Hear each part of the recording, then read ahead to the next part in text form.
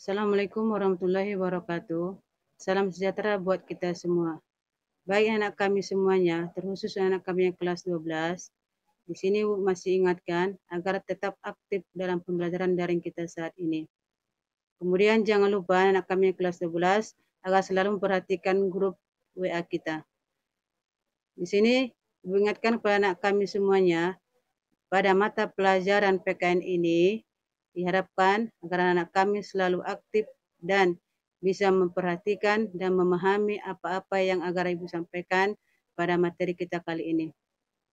Baik anak Ibu sekalian, untuk bab yang kedua ini kita akan bahas mengenai keuangan negara, BPK, dan kekuasaan kehakiman di Indonesia.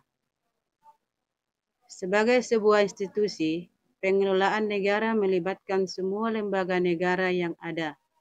Pemerintah sebagai pemegang kekuasaan, pemerintah bertanggung jawab dalam mengelola keuangan negara.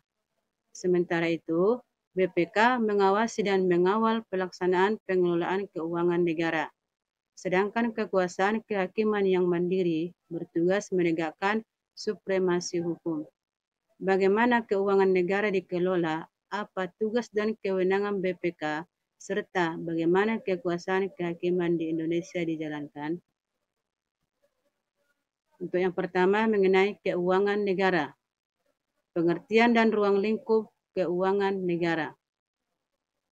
Pemerintah sebagai penyelenggara pemerintah dan pembangunan di Negara Kesatuan Indonesia atau NKRI ini bertujuan untuk mencapai masyarakat yang adil, makmur, dan sejahtera berdasarkan Pancasila dan Undang-Undang Dasar tahun 1945. Dalam upaya mencapai tujuan negara tersebut, pemerintah menyelenggarakan fungsi pemerintahan dalam berbagai bidang, termasuk pengelolaan keuangan negara. Yang dimaksud dengan keuangan negara adalah semua hak dan kewajiban negara yang dapat dinilai dengan uang, serta segala sesuatu, baik berupa uang maupun berupa barang yang dapat dijadikan milik negara berhubung dengan pelaksanaan hak dan kewajiban tersebut.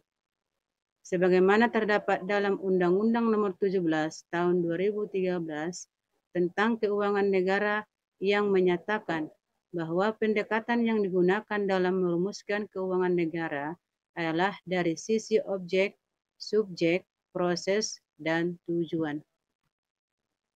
Yang pertama, keuangan negara dari sisi objektif meliputi semua hak dan kewajiban negara yang dapat dinilai dengan uang, termasuk kebijakan dan kegiatan dalam bidang fiskal, moneter, dan pengelolaan kekayaan negara yang dipisahkan, serta segala sesuatu baik berupa uang maupun berupa barang yang dapat dijadikan milik negara berhubungan dengan pelaksanaan hak dan kewajiban tersebut. 2. Keuangan negara dari sisi subjektif meliputi seluruh subjek yang memiliki atau menguasai objek sebagaimana tersebut di atas, yaitu pemerintah pusat, pemerintah daerah, perusahaan negara atau daerah, dan badan lain yang ada kaitannya dengan keuangan negara.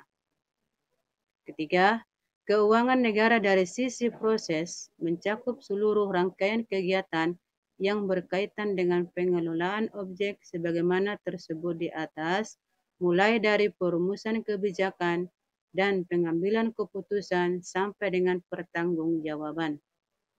Keempat, keuangan negara berdasarkan tujuannya meliputi seluruh kebijakan, kegiatan, dan hubungan hukum yang berkaitan dengan pemilikan dan atau penguasaan objek sebagaimana tersebut di atas dalam rangka penyelenggaraan pemerintahan negara. Bidang pengelolaan keuangan negara dapat dikelompokkan sebagai berikut. 1. Subbidang pengelolaan fiskal. Untuk pengelolaan keuangan negara pada subbidang pengelolaan fiskal meliputi kebijakan dan kegiatan yang berkaitan dengan pengelolaan anggaran pendapatan belanja negara atau APBN, mulai dari penetapan arah dan kebijakan umum, penetapan strategi dan prioritas pengelolaan APBN, penyusunan anggaran oleh pemerintah, pengesahan anggaran oleh DPR, pelaksanaan anggaran, pengawasan anggaran, dan penyusunan perhitungan anggaran negara, sampai pada pengesahan PAN pada undang-undang. 2. Subbidang pengelolaan moneter. Untuk pengelolaan keuangan negara pada subbidang pengelolaan moneter berkaitan dengan kebijakan dan pelaksanaan kegiatan sektor perbankan dan lalu lintas moneter baik dalam maupun luar negeri. Yang ketiga, subbidang kekayaan negara. Adapun pengelolaan keuangan negara pada subbidang kekayaan negara yang dipisahkan berkaitan dengan kebijakan dan pelaksanaan kegiatan di bidang badan usaha milik negara atau daerah yang orientasinya mencari keuangan. Bagian kedua yaitu asas-asas umum pengelolaan keuangan negara. Aturan pokok mengenai keuangan negara telah dijabarkan ke dalam asas-asas umum yang meliputi 1. Asas tahunan.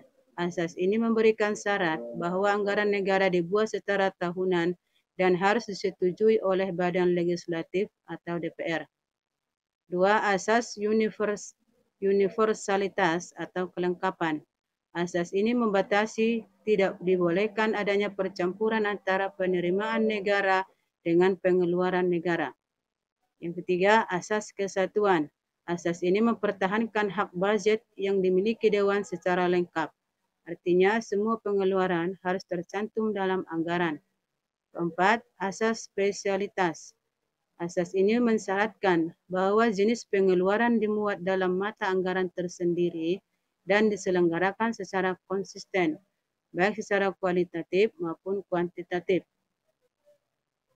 Di mana kuantitatif artinya jumlah uang telah ditetapkan dalam mata anggaran tertentu, merupakan batas tertinggi dan tidak boleh dilampaui. Sedangkan secara kualitatif artinya penggunaan anggaran hanya dibenarkan untuk anggaran yang telah ditentukan. Yang kelima, asas akuntabilitas. Asas ini orientasinya pada hasil. Artinya, setiap pengguna anggaran wajib menjawab dan menerangkan kinerja organisasi atas keberhasilan atau kegagalan suatu program yang menjadi tanggung jawabnya. Keenam, asas profesionalitas.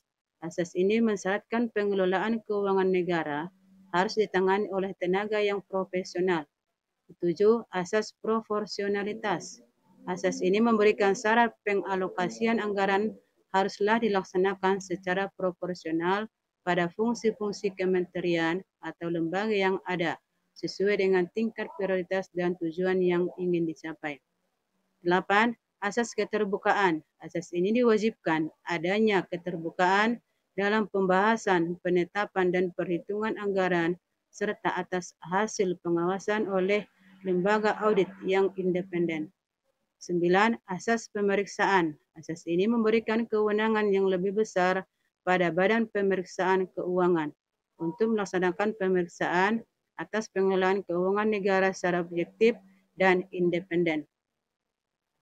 Bagian ketiga yaitu ruang lingkup keuangan negara. Adapun yang menjadi ruang lingkup keuangan negara meliputi hal-hal sebagai berikut. 1. Hak negara untuk memungut pajak, mengeluarkan dan mengedarkan uang, dan melakukan pinjaman. 2. Kewajiban negara untuk menyelenggarakan tugas layanan umum pemerintahan negara dan membayar tagihan pihak ketiga. 3. Penerimaan negara. 4. Pengeluaran negara. 5. Penerimaan daerah. 6. Pengeluaran daerah. 7. Kekayaan negara atau kekayaan daerah yang dikelola sendiri atau oleh pihak lain berupa uang, surat berharga, piutang, barang, serta hak-hak lain yang dapat dinilai dengan uang, termasuk kekayaan yang dipisahkan pada perusahaan negara atau perusahaan daerah. 8. Kekayaan pihak lain yang dikuasai oleh pemerintah dalam rangka penyelenggaraan tugas pemerintahan dan atau kepentingan umum. 9. Kekayaan pihak lain yang diperoleh dengan menggunakan fasilitas yang diberikan pemerintah. 10. Kekayaan pihak lain sebagaimana dimaksud meliputi kekayaan yang dikelola oleh orang atau badan lain berdasarkan kebijakan pemerintah, yayasan-yayasan di lingkungan kementerian negara atau lembaga atau perusahaan negara atau daerah.